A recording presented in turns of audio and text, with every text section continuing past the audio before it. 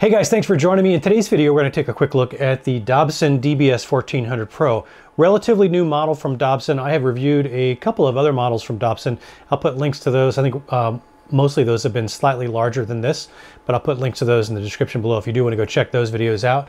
But this one, the Pro version, brings some really kind of unique functionality for something in this capacity class. So first of all, I think, let me just run through some specs for you.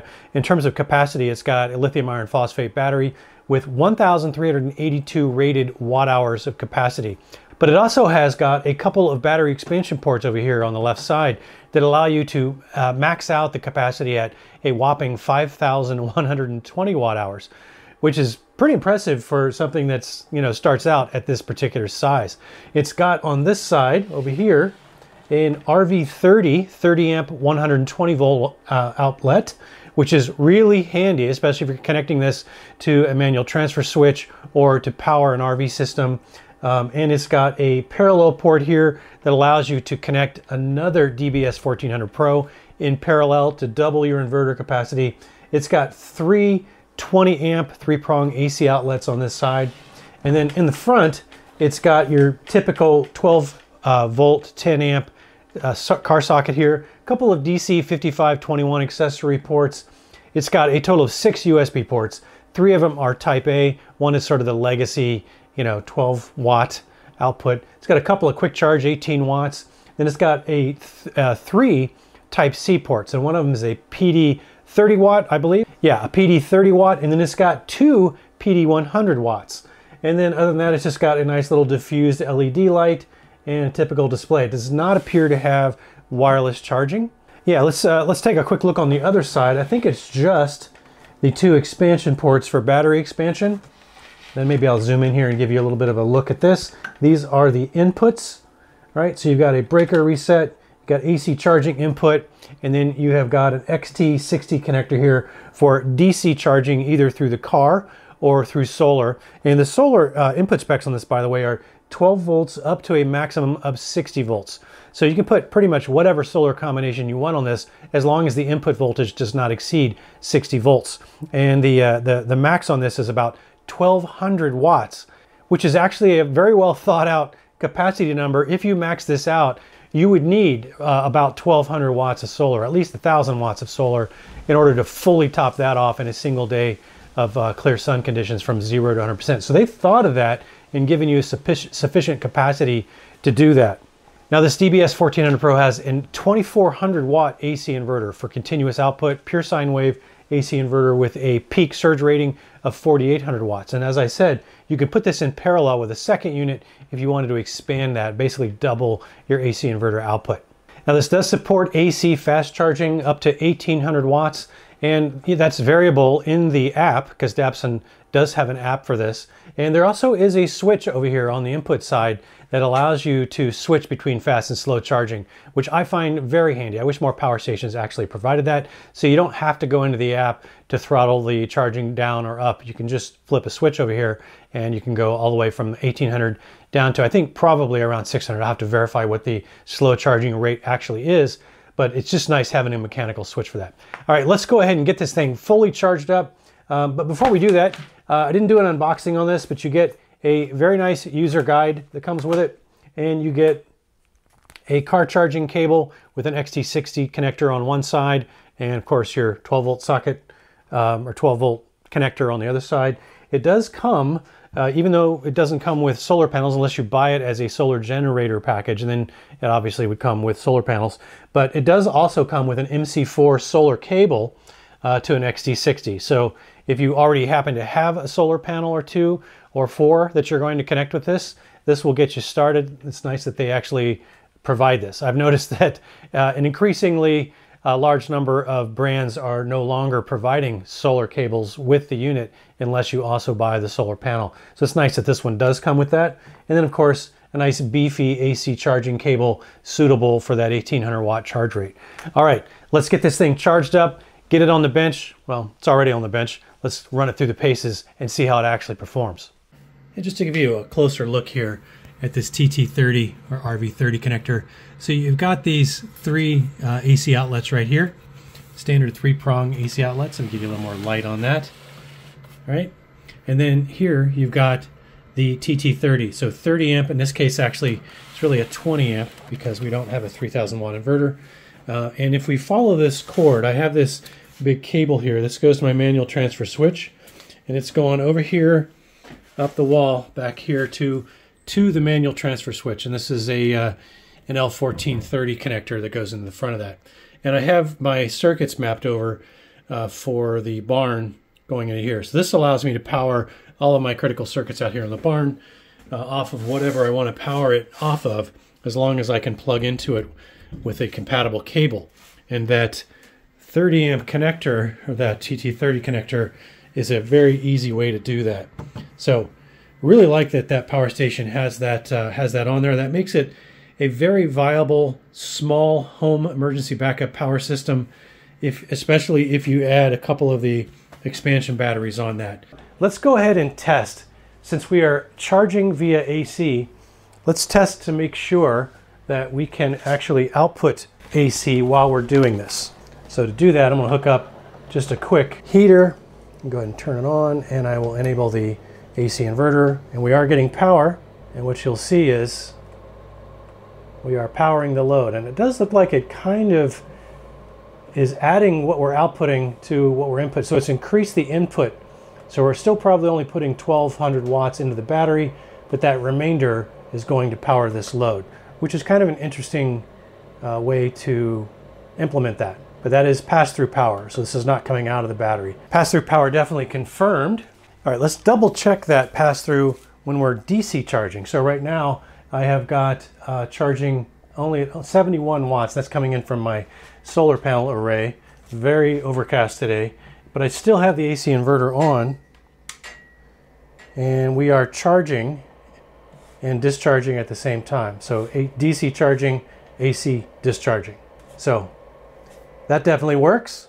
All right, let's do a DC discharge test. We'll find out how many usable watt hours we can actually get out of this unit through the DC port. I'm going to use the 12 volt socket over here and output this to my battery tester, and I've got this zeroed out and set to draw 10 amps to see if we can get 10 amps out of this. So let me go ahead and turn that on, and we should now be reading 12.67 volts. All right, let's see if it'll take a 10 amp draw. All right, apparently no problem with 10 amps. We are at 100% and we are counting up the watt hours. So we'll check back in the morning, see when this thing is done. According to the counter here, it says we have approximately 7 hours of runtime at this particular draw. So we'll see how many watt hours we get. Okay, looks like our test is done. Let's find out how many usable watt hours we got out of the DC port. Let me zoom in on my tester. All right, as you can see there, it looks like we got 1,057.3 watt hours. That's out of a rated 1,382 watt hours. So that is slightly lower than average at about 76.5%. I would say the average score is somewhere around 80 to 84% with this particular tester.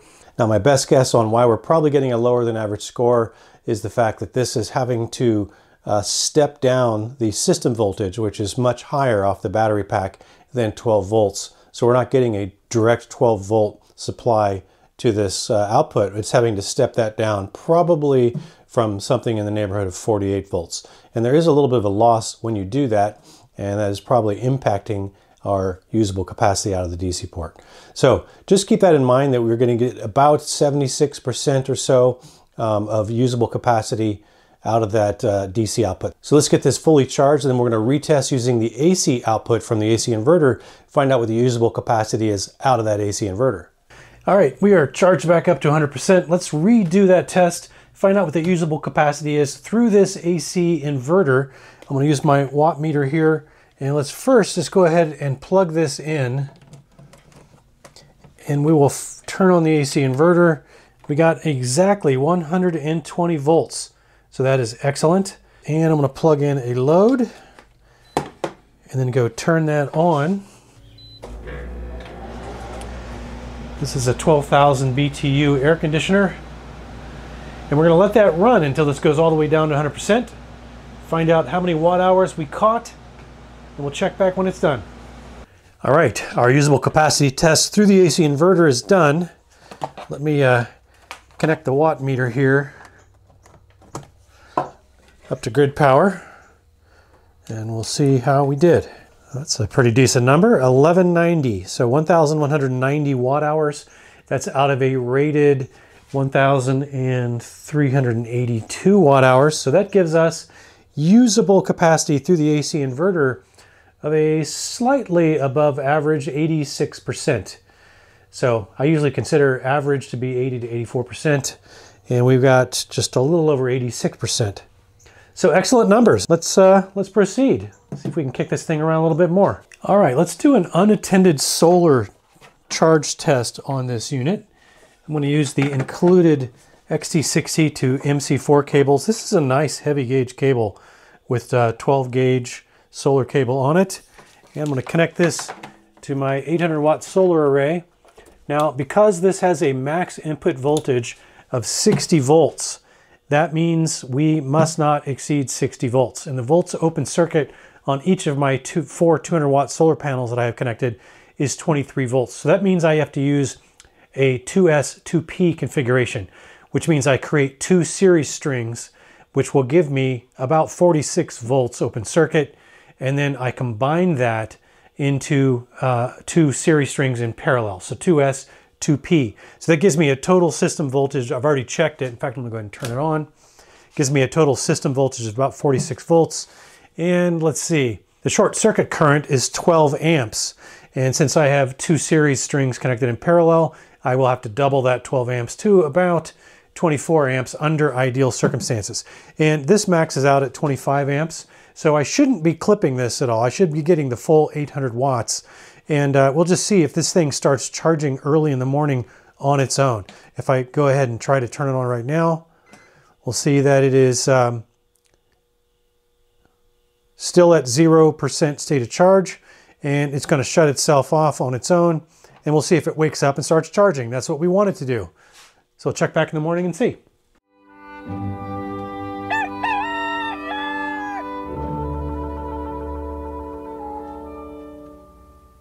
All right, it is about 8:30 in the morning. We are just now getting some sunlight on the panels. We're pulling in a very weak 7 or 8 watts. But the key takeaway is this thing did wake itself up and begin charging. So we're just going to kind of let this go and see if we can fully top this thing off with that 800 watt solar array. Now this thing can handle up to 1200 watts, but again, you can't exceed that 60 volts input, and it will cap you at about 25 amps max. So we're going to see if my little 800 watt array will top this thing off. All right, it is 9:15 p.m. So I haven't checked this all day. But all right, well, 98%. I would call that full. So solar charging passed. All right, let's get a sense for how noisy or not, how much harmonic distortion there is coming out of this AC inverter. And to do that, I'm going to use our trusty old guitar amp here. And for a bass line, I've got it plugged into grid power for the moment.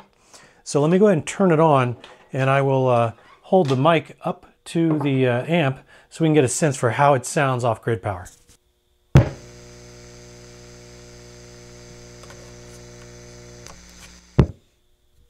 All right, reasonably quiet. Just a little bit of hum. Let's go ahead and plug it in to the DBS1400 Pro. I already have the AC inverter turned on, as represented by the 60 Hertz. So let's run the same test.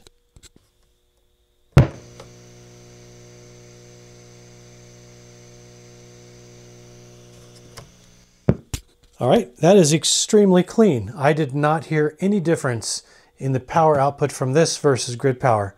And this amp certainly will give it away if there is, because it does get pretty noisy pretty quick.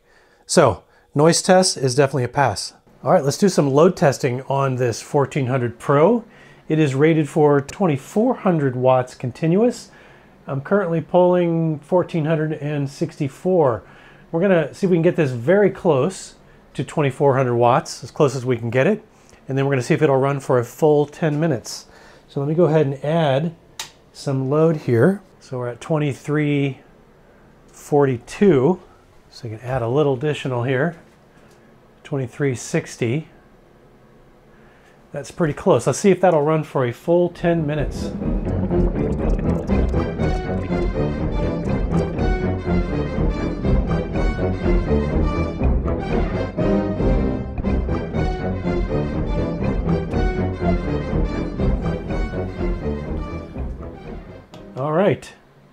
10 minutes, no problem. We were just a few watts shy of that 2400 continuous. Let's see what we can do to maybe bump that up just a little bit. Let me try adding 100 watts load. That puts us over a little bit to 2430. I should probably point out, since I do have all the barn lights running off this unit right now, when we do trip, all the lights are going to go out. So that's how we'll know when it trips. So clearly going just over 2400 watts isn't presenting a problem. This is going to put us over by a pretty fair margin. It's going to climb. So we're up to 2500 watts. 2544. There we go. So we got to 2559 before the inverter finally cut us off. So a little bit of overhead on that 2400 watt continuous rating. And by the way, it automatically recovered on its own. After a short while there, it retried itself and the inverter came back on. So I didn't have to reset anything. So yeah, that's pretty convenient. So the inverter load test, definite pass. All right, let's do a quick check of the EPS or UPS functionality on this 1400 Pro. Now it does say in the specs that it should be able to switch over from grid power to battery power in 15 milliseconds or less. And that should be plenty fast for an application like keeping your internet router up and running, keeping your gaming PC or your laptop up and running. So I'm running an intensive disk marking benchmark process on this to give it some load. You can see we are currently also powering some lights through this TT30 connection here, which is really nice. I have this plugged into my barn manual transfer switch. So the lights in this room and also in the barn are also being powered by the 1400 Pro, in addition to the laptop, which is plugged in right here. So, and I have the 1400 Pro being charged. So we're currently pulling in just under 800 watts and we have about a 273 watt load. So we can simulate a power outage by pulling that and seeing if the laptop stays running, and we'll also be able to tell if there's any kind of a flicker in the lights for even just a moment. That will be indicative of an actual power transfer happening. In other words, from grid to battery. So the other thing that you could see, and I really don't expect that in this case, is that you see no change in the lights at all, which would indicate that we're just running off of battery power, and then the grid power just goes away. So to prove that we're actually running off of grid power, that little light flicker is kind of the chief indicator. And to prove that it makes that switch fast enough, well, that is going to be what the laptop's purpose is. So let's see if that works. So here we go. Watch for the flicker if we have one. 3, 2, 1. All right, so there was a very momentary dimming of the lights and then right back on. And that tells me that we were changing power sources from grid to battery. So that is not smoke and mirrors. That is a real thing. It did happen and the laptop did stay running. I have the battery removed from this laptop. So if you do remove power, even momentarily, it will cause the laptop to shut down. And I'll prove that right now by pulling it from the side. Okay, that wasn't very graceful at all. That was about a 1 second disconnect, which was a lot slower than I intended to show. But the laptop is out as I would expect. Okay, so I would give this a definite pass on the UPS protection mode. Okay, so let's elaborate a bit on the battery expansion options for this unit. It can take up to 2 expansion batteries. Those are the DBS2100Bs, and each of those can add an additional 2,150 watt hours for a maximum capacity of 5,682 watt hours, controlled by just a single DBS1400 Pro. And as I mentioned earlier in the video, I think, you can connect 2 of these DBS1400s together in parallel, giving you up to 4,600 watts of AC power with 240 volt 30 amp split phase output. And that's up to an 11.3 kilowatt hours of capacity if you max out both units with 2 expansion batteries each. Now the expansion batteries themselves have 4 USB ports and 2 type A's, 2 type C's, and it can independently take up to 1,200 watts of solar. So not only is there plenty of solar charge capacity as you expand the system, you can actually use the expansion battery by itself, at least for USB charging, without even connecting it to the main unit. And in addition to that, they can also be charged, in addition to AC and solar, directly from a car's 12 volt or 24 volt car socket. And really the only thing that is missing is a 12 volt output car socket on this, not on this, but on the expansion battery, which would have been a bonus, I think, but for some reason Dabbsson decided it wasn't necessary, which I guess is probably right for most people anyway, because I think most people will probably use the expansion batteries typically when they are actually connected to the main unit anyway. And in case I haven't mentioned it before, both the DBS1400 Pro main unit and the expansion batteries, they all use a super stable and safe semi-solid state EV grade lithium iron phosphate battery cell. And those are rated to maintain at least 80% of their original capacity, even after a full 4,500 full charge and discharge cycles. That should mean that you can get easily 12 to 15 years of service life out of these before they start really kind of more significantly losing their capacity. Now, I will say the no-load draw on this 2400 watt inverter is not trivial. If you happen to forget and leave the AC inverter on, it'll continuously draw somewhere around 35 watts. And if you don't have any expansion batteries connected and you're just working with the one that's built in, that means that after about 24 hours in that state, you would have run it down from 100% state of charge down to 30% state of charge. So you definitely want to make sure that you take advantage of those AC and DC timeout options whenever possible, because the mobile app does give you plenty of options for controlling that. And speaking of the mobile app, let's do a quick flyby on that, since Dabbsson has really kind of been way out in front of everyone else in terms of the kinds of things that the mobile app will let you do. All right, opening up the app, I'll put it over here on screen for you. We'll go ahead and select the DBS1400 Pro, and you can see we've got nothing going on right now. We've got all the usual controls. We can power it down, we can turn on the AC, we can turn on the USB or the 12 volt outputs. The P-Boost is where you can actually pull more than the rated 2400 watts, and it will just throttle the voltage down and let the unit continue to provide lower power without actually tripping the overload. Now, that's not really good if you see my other videos. If you're going to be using complex electronics like TVs, computers, refrigerators, those kinds of things, but for lights and heating sources and things like that, usually not a big deal. It does allow you to exceed that 2400 watts to a fair margin. I think it goes up to about either 3000 or 3200 watts, but I generally keep that off just because I don't think I really need it. And then if we go up into the settings, this is where things get really interesting with this Dabbsson app. Under this first thing, charge and discharge settings. So you can come in here, obviously we want the full 120 volts in most cases, and this is where you set the charging speed.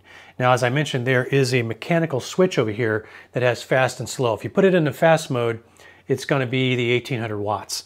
If you put it in the slow mode, slow is also the custom button.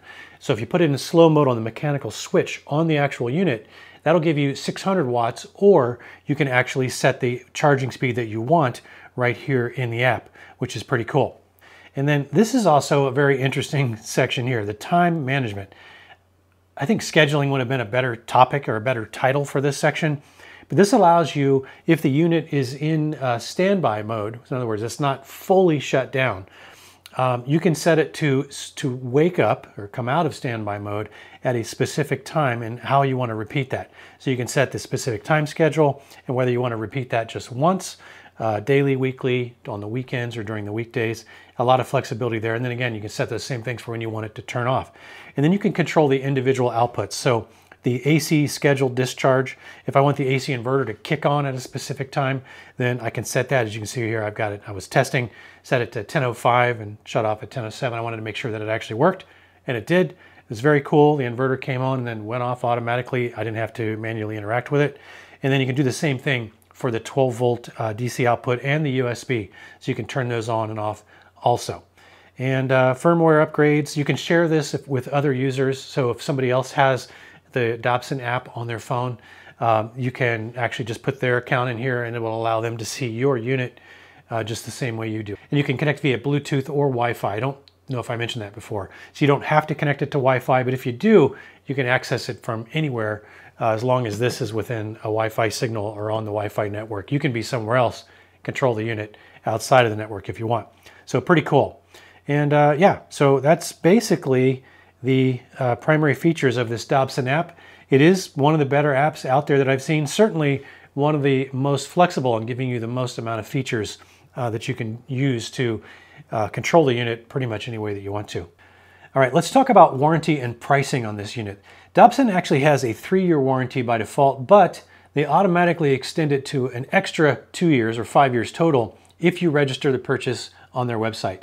And in terms of pricing, at least at the time that I'm posting this video, you can get the DBS1400 Pro for only $799, which puts this at about 57 cents a watt hour, making this unit arguably the best price that you're going to find on a power station with this much expandability and flexibility. Now, you can expect to pay more for the expansion batteries. Those are $11.99, and that's because they're packing a full 2,150 watt hours each. And even that comes out to about 55 cents per watt hour. Again, arguably the most bang for the buck on a system with this level of functionality, being able to serve as both a portable power station solution starting out all by itself, and then easily allowing you to expand this into a pretty capable home backup power solution for critical circuits, at least, up to about 30 amps. And then finally, the last thing I'd add is that like its larger siblings that I've reviewed, and I'll put links to those in the description below if you want to check them out, it does share the same high quality construction and extensive mobile app controls as you saw, but at a significantly reduced price of entry in order to kind of get started with this. So if you're looking for something you can, kind of ease into from a budgetary standpoint and then grow and expand as your needs grow and your budget allows, I think this DBS1400 Pro is a pretty solid place to start and definitely worth considering. And per usual, I'll leave links below for this unit for both the Amazon and Dabbsson's website if you're gonna go check both of those out and find out which one might have the best deal for you. And if I can score any discount codes, I'll leave those in the description below as well. Okay, I think that's a wrap. Hopefully you found something useful or helpful in the video. If you did, please consider clicking that like button for me. I'd very much appreciate that simple kindness. I do sincerely thank you for spending some of your valuable time with me on this video today, and I do hope you'll consider joining me for the next one. Until then, have fun out there.